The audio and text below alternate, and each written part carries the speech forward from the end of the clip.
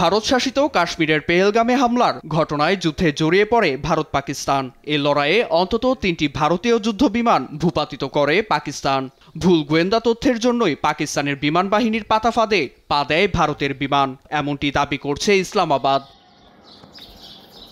এ বিষয়ে ভারতের 2 জন ও পাকিস্তানের 3 জন সামরিক কর্মকর্তার সাক্ষাৎকারের ভিত্তিতে শনিবার এক বিশেষ প্রতিবেদন সামনে আনে বার্তা সংস্থা রয়টার্স। সামরিক অভিযানের সময় ভারতের রাফাল যুদ্ধবিমান বা যোদ্ধাদের রণকৌশলে কোনো কমতি ছিল না, বরং গোয়েন্দা তথ্যে ঘাটতি ছিল বলে দাবি করা হয়।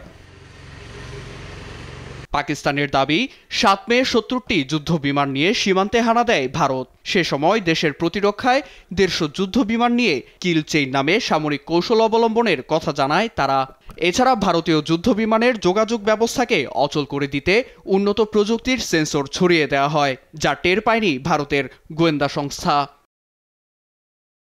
এছাড়া PL-15S ক্ষেপণাস্ত্রের সর্বশেষ সংস্করণের সক্ষমতা সম্পর্কে ভুল তথ্য থাকায় 200 কিলোমিটার রেঞ্জের কাছাকাছি চলে যায় ভারতের রাফায়েল ও সুখোই। সে সুযোগেই হামলা চালায় পাকিস্তানের জে-10 যুদ্ধবিমান। আঘাত হানে অন্তত 300 কিলোমিটার অতিক্রম করতে সক্ষম ক্ষেপণাস্ত্রটি। এদিকে ভারতে পাল্টা হামলা চালানোর সময় চীনের তৈরি ডাটালিংক 17 সিরিজের রাডার জ্যামার ব্যবহারের কথাও স্বীকার করেছে পাকিস্তান। প্রযুক্তির সফল ব্যবহারই ইসলামাবাদকে এগিয়ে রেখেছিল বলে দাবি তাদের। অন্যদিকে যুদ্ধবিমান ও গোয়েন্দা তৎপরতায় ঘাটতি নিয়ে এখনও মুখ বন্ধ দিল্লির। তবে রাফাল ও সুখোই যুদ্ধবিমান বিধ্বস্তের প্রমাণ রয়েছে বলে দাবি জানান ফরাসি বিমান বাহিনীর প্রধান।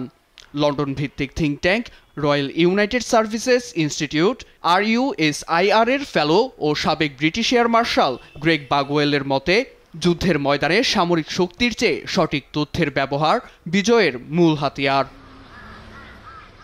নীরব দাস, নিউজ ডেস্ক, দেশ টিভি।